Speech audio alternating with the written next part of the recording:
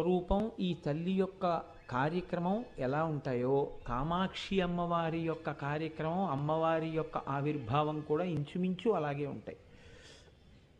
ఈవిడ చిదగ్నికుండ సంభూతగా చెప్పబడింది అన్న ఒక్క విషయాన్ని మినహాయింపు చేస్తే ఆ తల్లి కూడా ఇప్పుడో కానుకొకప్పుడు రాక్షస సంహారం కోసమని అక్కడికి చేరుకున్నటువంటి తల్లి. మనకి కంచి కామాక్షి అమ్మవారి యొక్క వైభవం చెప్పడానికి పెద్దలు తేలికగా ఒక మాట చెప్తూ ఉంటారు. ఈ ప్రపంచంలో అంటే భారతదేశాన్ని కాకుండా భారతదేశానికి ఒక ప్రఖ్యాతి ఉంది. అది ఎక్కడ మీకు తెలుస్తుంది అంటే దేశకాల సంకీర్తనంలోనే తెలుస్తుంది. అందుకే మనం ఏదైనా అసలు కార్యక్రమం ప్రారంభిస్తే జంబూద్వీపే భరతవర్షే భరతఖండే మేరోహో దక్షిణ దిగ్భాగే అంటూ దేశకాల సంకీర్తనం చేస్తాం. జంబూద్వీపం భరతవర్షం భరతఖండం వేదభూమి.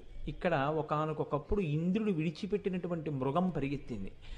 ఈ ప్రాంతంలో మాత్రమే వైదిక కర్మాచరణానికి యోగ్యమైనటువంటి స్థితి ఉంటుంది. అందుకే ఇక్కడ అవలంబించాలి తప్ప వేరొక చోటికి వెళ్ళి వైదిక కర్మ చెయ్యవచ్చా అంటే దానివల్లంత ఉపయోగం ఉంటుంది అని శాస్త్రం చెప్పలేదు. ఇవి యోగ్య భూములు కనుక అందుకే మనం జంబూద్వీపంలో ఉన్నాం, భరతవర్షంలో ఉన్నాం, భరతఖండంలో ఉన్నాం అంటూ ఆ దేశకాల సంకీర్తనమునందు దాన్ని మనం ఎప్పుడూ కూడా జోడించి చెప్తూ ఉంటాం. కేవలము భరతఖండం కాకుండా ప్రపంచపటాన్నంతటినీ చూస్తే అమ్మవారి యొక్క చాలా శక్తివంతమైనటువంటి స్థానములు 64,000 శక్తిపీఠములు ఉన్నాయిట. ఈ 64,000 శక్తిపీఠములను దర్శనం చేస్తే ఎంత ఫలితం ఉంటుందో అటువంటి ఫలితం 3 శక్తిపీఠాలని చూస్తే చాలన్నారు. అప్పుడు మిగిలిన 63,997 పీఠముల యొక్క దర్శనం చేసినా చేయకపోయినా పర్వాలేదు. 3 పీఠములు తప్పకుండా చూడాలి మనుష్య జన్మలో అని. అందులో పంజాబ్ రాష్ట్రంలో ఉండేటటువంటి జలంధర్ అనబడేటటువంటి నగరంలో ఉన్నటువంటి అమ్మవారి యొక్క పీఠాన్ని జలంధర పీఠము అని పిలుస్తారు. ఆ పీఠంలో ఉండేటటువంటి అమ్మవారి దర్శనం చాలా గొప్ప శక్తివంతమైనటువంటి దర్శనం కాబట్టి అక్కడ అమ్మవారి దర్శనం చెయ్యాలి అని. 2 ఓడ్యాన పీఠం. ఓడ్యాన పీఠం అంత శక్తివంతమైన పీఠం. 3 దక్షిణ భారతదేశంలో ఉన్నటువంటి కాంచీ పీఠం. మళ్ళీ ఈ 3 కూడా దర్శనం చేయలేని వాళ్ళు ఏ ఒక్కటి చేస్తే చాలని అడిగారు. ఒక్క కంచి వెళ్ళి కంచిలో కామాక్షి అమ్మవారి దర్శనం చేస్తే చాలు అని. అందుకే అయోధ్య మధుర మాయా కాశీ కాంచీ అవంతిక పురీ ద్వారవతీ చైవ సప్తైతే మోక్షదాయక అని శాస్త్రం. ఈ 7 నగరములు మోక్ష నగరములే. వాటి ప్రవేశమే మోక్షానికి అర్హతనిస్తుంది. అంత శక్తివంతమైన వాటిల్లో మీరు చూడండి. మళ్ళీ భారతదేశంలో అయోధ్య ఉత్తర భారతదేశం, మధుర ఉత్తర భారతదేశం. ఎందుకంటే మధుర వేరు, మధురై వేరు. మధురై అయితే దక్షిణ భారతదేశం, మధుర ఉత్తర భారతదేశం. మధుర మాయా, మాయా అంటే హరిద్వార్, హరిద్వార్ ఉత్తర భారతదేశం. కాశీ ఉత్తర భారతదేశం. అవంతిక ఉజ్జయిన్ ఉత్తర భారతదేశం. పురీ ద్వారవతి ద్వారక ఉత్తర భారతదేశం. ఇంకా మిగిలిందే ఉంది 7 నగరాల్లో ఒక్కటే ఉంది. అదే కాశీ పక్కన కాంచీ. ఆ కాంచీ క్షేత్రమే కంచి నగరం. దక్షిణ భారతదేశం మొత్తం మీద ఉన్న ఒకే ఒక మోక్షపురి కంచి. కాబట్టి అసలు ఆ కంచి నగరమే అంత గొప్పది. ఆ కాంచీ పట్టణంలో విజయం చేసి ఉన్నటువంటి కామాక్షి అమ్మవారు అపారమైనటువంటి శక్తి స్వరూపురాలు. అందుకే ఆ తల్లి దేవాలయం ఒక గమ్మత్తైన రీతిలో ఉంటుంది. ఆ దేవాలయం లోపలికి ఎలా వెడతామో బయటికి అలాగే రావాలి తప్ప దేవాలయం లోపలికి వెళ్ళి వేరొక ప్రాకారంలోంచి బయటికి వెళ్ళడం కుదరదు. శ్రీశైలాది క్షేత్రాల్లో మీరు లోపలికి వెళ్ళిన తర్వాత వేరొక ప్రాకారం నుంచి బయటికి వెళ్ళచ్చు. కానీ అలా కుదరనటువంటి క్షేత్రం కాంచీ క్షేత్రం. మీరు ఏ ద్వారంలోంచి లోపలికి వెడతారో ఆ ద్వారంలోంచే బయటికి రావాలి. గమ్మత్తు ఏమిటంటే కాంచీ క్షేత్రానికి పరిపాలకుడు ఎవరు అంటే ఆ క్షేత్రాన్ని పరిపాలన చేసేవారు, ఆ క్షేత్రంలో అమ్మవారిని నిరంతరం ఆ శక్తి వైభవాన్ని కాపాడేవారు ధర్మశాస్త్ర స్వరూపమైనటువంటి అయ్యప్ప స్వామి. అందుకే అయ్యప్ప స్వామి ఎక్కడుంటారో అక్కడ అమ్మవారు మరింత ప్రీతి చెందుతుంది. ఎందుకంటే ఆయన క్షేత్రపాలకుడుగా ఉంటాడు కంచి క్షేత్రానికి. మిగిలిన చోట్ల అయ్యప్ప స్వామి శబరిమలైతో సహా ఎక్కడైనా చూస్తే యోగపట్టంలో కాళ్ళు ఉంటాయి, ఇలా ఒక యోగపట్టం కట్టుకుని దాంట్లో రెండు కాళ్ళు కొద్దిగా ఇలా విడివడుతూ ఉంటాయి. ఒక్క కాంచీ క్షేత్రంలో మీరు ఎప్పుడైనా చూశారో లేదో, పూర్ణా పుష్కళా సమేత అయ్యప్ప స్వామి వారి యొక్క కుడికాలు యోగపట్టంలోంచి జారిపోయి కిందకి వేలాడుతూ ఉంటుంది. చేతిలో ఇక్కడ చిన్ముద్ర పట్టి ఉంటారు ఆయన ఇలాగా. ఒక్క కాంచీ క్షేత్రంలో మాత్రం అయ్యప్ప స్వామి చిన్ముద్ర పట్టరు. పట్టకుండా చేతిలో కొరడా పట్టుకుంటారు. ఆయన క్షేత్రపాలకులు. అక్కడికి వెళ్ళిన తర్వాత అమ్మవారి దర్శనం కానీ, అమ్మవారి క్షేత్రంలో ఒకవేళ ఏదైనా ప్రవర్తించకూడని రీతిలో ప్రవర్తించడం కానీ చేస్తే అక్కడ పడేటటువంటి కొరడా దెబ్బ అయ్యప్ప స్వామి వారి చేతిలోంచే పడుతుంది. ఆయన క్షేత్రపాలకుడై ఉంటారు. ఆ అయ్యప్ప స్వామి అనుగ్రహం ఉంది కాబట్టే ఇవాళ ఇక్కడ అయ్యప్ప స్వామి ఆయనే కాబట్టి ఆయన క్షేత్రంలో లలితా సహస్రనామ స్తోత్ర వ్యాఖ్యానం జరుగుతోంది. లేకపోతే అంత తేలిక విషయం ఏం కాదు అది.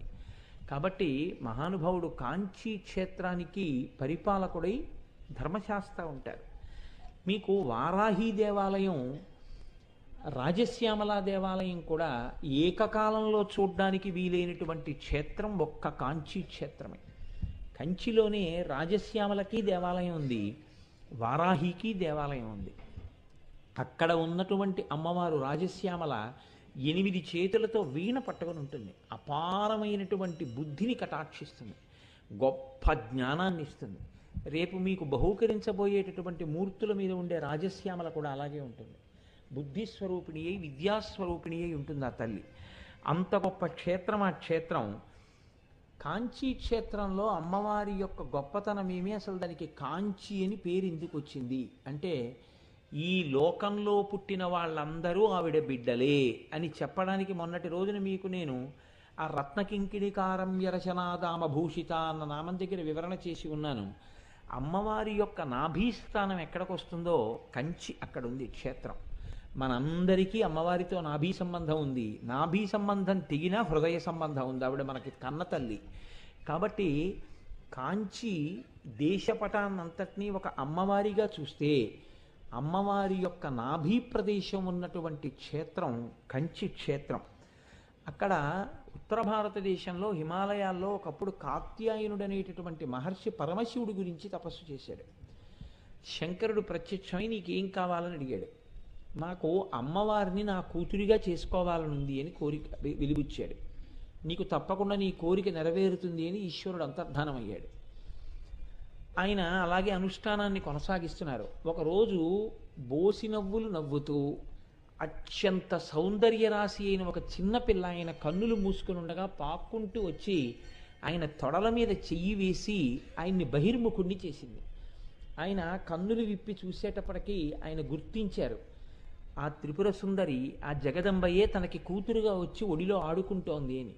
కాత్యాయన మహర్షికి కుమార్తెగా వచ్చింది కాబట్టి అలా చంటిపిల్ల రూపంలో వచ్చి మహర్షి ఒళ్ళో ఆడుకుంటున్నటువంటి ఆ తల్లి పేరే కాత్యాయిని. ఆ కాత్యాయినికి యుక్త వయస్సు వచ్చింది. యుక్త వయస్సు వచ్చినప్పుడు ఆ కాత్యాయన మహర్షికి ఈమెకి భర్తని తీసుకొచ్చి వివాహం చెయ్యాలి. ఆమె ఎక్కడ పుట్టినా ఎప్పుడు పుట్టినా ఆమె యొక్క భర్త పరమేశ్వరుడే. పరమేశ్వరుణ్ణి తెచ్చి ఎలా వివాహం చేయడం ఆయనకు అర్థం కాలేదు. ఆయన అన్నారమ్మా, నువ్వు ఒక పని చెయ్యి, నేను నీకు ఒక పులి చర్మం, ఒక కుంభం, ఒక సింహాసనం, దానితో పాటుగా కొంత గంగ, కొంత ఇసుక, ఒక రుద్రాక్షమాల, 2 పరిచారికల్ని, ఒక శివలింగాన్ని, విసినికర్రల్ని, ఒక నాగు అంటే ఒక పడగని, అదే అమ్మవారు ఎక్కడైనా శివలింగానికి చుట్టుకుని ఉండేటటువంటి శక్తి స్వరూపంగా చెప్తారు, ఒక యోగదండాన్ని, ఒక చిలకని నీకు ఇస్తాను, ఇవి పట్టుకుని బయలుదేరు. నువ్వు నడిచి వెడుతుండగా ఎక్కడికి వెళ్ళిన తరువాత ఇవన్నీ అకస్మాత్తుగా చెట్లయిపోతాయో అక్కడ నీకు నీ భర్త లభిస్తాడని గుర్తు. అక్కడ తపస్సు చేయమని చెప్పారు.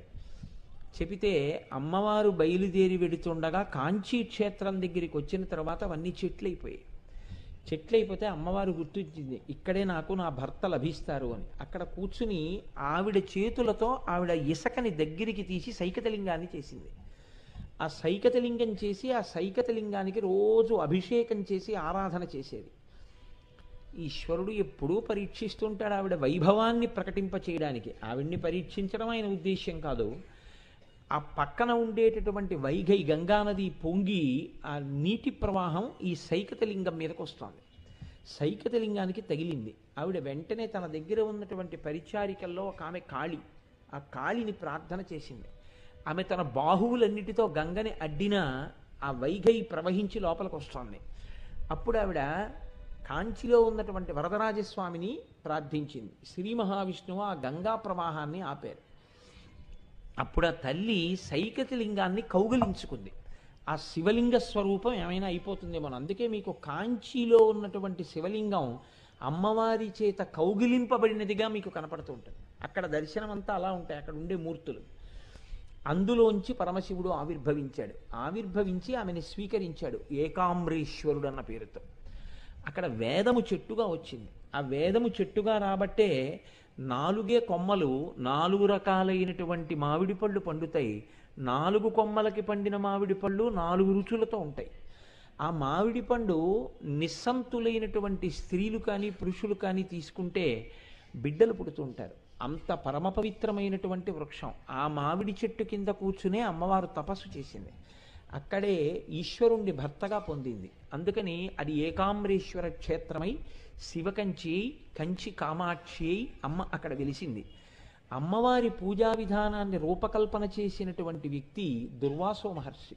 ఇప్పటికీ కాంచీ క్షేత్రంలో అమ్మవారికి సంబంధించినటువంటి ఉత్సవాలు కానీ అమ్మవారికి సంబంధించినటువంటి పూజలు కానీ దూర్వాసో మహర్షి ఎలా నిర్ణయం చేశారో అలాగే జరుగుతాయి. ఇప్పటికీ మీరు కంచి క్షేత్రంలోకి వెళ్ళి చూస్తే ప్రశాంతవదనంతో కూర్చుని తపస్సు చేసుకుంటున్నటువంటి దుర్వాసో మహర్షి కనపడతారు. కంచి క్షేత్రంలో ఉన్న గొప్పతనం ఏమిటంటే, మీరు అమ్మవారి యొక్క అద్దాల మంటపం దగ్గరికి వెళ్ళి ఆ మంటపం యొక్క కిటికీలోంచి చూస్తే అంతరాలయంలో ఉన్నటువంటి మూల విరాట్ దర్శనం అవుతుంది. అలా ఉంటుంది అమ్మవారి దేవాలయం. అమ్మవారి దేవాలయానికి ఉన్నటువంటి 24 స్తంభాలని గాయత్రి మంటపం అని పిలుస్తారు. ఆ 24 స్తంభాలే గాయత్రి మహామంత్రంలో ఉన్నటువంటి 24 బీజాక్షరాలు. అందుకే ఎవరైనా సరే కామాక్షి అమ్మవారి దగ్గరికి వెళ్ళి ఆవిడ ఎదురుగుండా కూర్చుని తమ కష్టం చెప్పుకుంటే తీరకపోవడం అన్నది ఉండదు. ఎవరికి ఏ కోరికైనా సరే ఆమె తీర్చగలదు. ఎందుకు తీర్చగలదు అంటే ఆవిడ పేరే కామాక్షి. అక్షి అంటే కన్ను, క అంటే బ్రహ్మశక్తి, మ అంటే విష్ణుశక్తి. బ్రహ్మశక్తి సరస్వతి, విష్ణుశక్తి లక్ష్మి. ఆవిడ పాదముల మీదకి వెళ్ళి పడినవాడికి ఐశ్వర్యం కావాలంటే ఐశ్వర్యం వస్తుంది, సరస్వతీ కటాక్షం కావాలంటే సరస్వతీ కటాక్షం వస్తుంది. విజయాలు కావాలని అమ్మవారిని ఆరాధన చేసి కాంచి క్షేత్ర వైశిష్ట్యం చేత కామాక్షి అమ్మవారి అనుగ్రహం చేత విజయం పొందినటువంటి రాజులు ఎందరో ఉన్నారు. అమ్మవారి అనుగ్రహంతో సంతానం పొంది అమ్మవారి అనుగ్రహంతో అపారమైనటువంటి సరస్వతీ కటాక్షాన్ని పొందినటువంటి దండి, తిరునావక్కరసు వంటి మహాకవులు ఉన్నారు. కాబట్టి అమ్మవారి అనుగ్రహంతో పొందనటువంటిది లేదు. విచిత్రం ఏమిటంటే ఒక్క కాంచీ క్షేత్రంలో మాత్రం ఏ మతానికి సంబంధించిన ఊరేగింపు వెళ్ళనివ్వండి, అది మహమ్మదీయులది కానివ్వండి, అది బౌద్ధులది కానివ్వండి, అది జైనులది కానివ్వండి, విష్ణు కంచె నుంచి వైష్ణవులది కానివ్వండి, శివ కంచె నుంచి శైవులది కానివ్వండి, ఎవరు వెళ్ళినా కామాక్షి అమ్మవారి గుడికి ప్రదక్షిణం చేసి పెడతాయి. పీర్లు కూడా ఇప్పటికీ కామాక్షి అమ్మవారి గుడికి ప్రదక్షిణం చెయ్యకుండా ఏ మతానికి సంబంధించిన ఊరేగింపు వెళ్ళదు.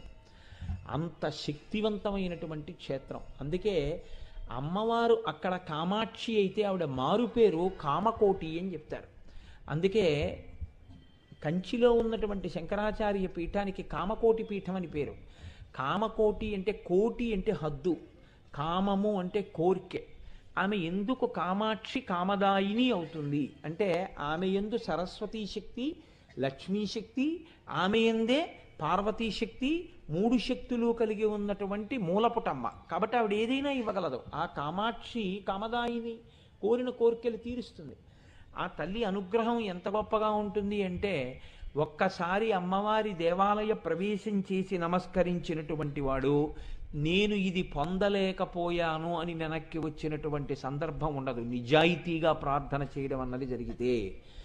మీకు ఇంకా గొప్ప విషయం చెప్పాలి అంటే బాగా మీరు విచారణ చేసి చూస్తే, నేను ఈ విషయంలో ఏమీ పొరపాటు మాట అంటలేదు, కామాక్షి అమ్మవారికి కామకోటి పీఠానికి అభేదం. ఎందుకో తెలుసా అండి? కామాక్షి కోరికలిస్తే ఆ కోరికలు తీర్చగలిగినటువంటి శక్తియే కామకోటి పీఠం. కోటి అంటే హద్దు, కామం అంటే కోరిక. హద్దులతో కూడిన కోరికలు ఉంటాయి. ఒక ఉదాహరణకి, నాకు బాగా వేదం రావాలి, ఒక బ్రహ్మచారి కోరిక. ఎవరి వల్ల తీరాలి? ఆవిడ అనుగ్రహంతోనే తీరాలి. వేరొకరికి నాకు మంచి భార్య రావాలి, ఎవరి వల్ల తీరాలి? ఆవిడ వల్లే తీరాలి. నాకు మంచి సంతానం కలగాలి, ఎవరి వల్ల తీరాలి? ఆవిడ వల్లే తీరాలి. నాకు ఈ సుఖములు అనుభవించి నేను దీంట్లోంచి బయటికి రాలేకపోతున్నాను, ఈ లౌల్యంతో ఉంటున్నాను, నాకు వైరాగ్యం కావాలి, ఎవరి వల్ల రావాలి? ఆవిడ వల్లే రావాలి. జ్ఞానము కావాలి, ఎవరి వల్ల రావాలి? ఆవిడ వల్లే రావాలి. చిట్ట చివరికి మోక్షం కావాలి, ఎవరివ్వాలి? ఆవిడే ఇవ్వాలి. కోటి అంటే హద్దు. ఈ లోకంలో ఉన్న వాళ్ళకి ఇన్ని కోరికలు ఉన్నాయని, ఎటువంటి కోరికలు ఉన్నాయని మీరు అనుకుంటున్నారో ఆ కోరికలు సామాన్యమైన కోరికల దగ్గర నుంచి మోక్షం వరకు ఎన్ని కోరికలైనా తీర్చగలిగినటువంటి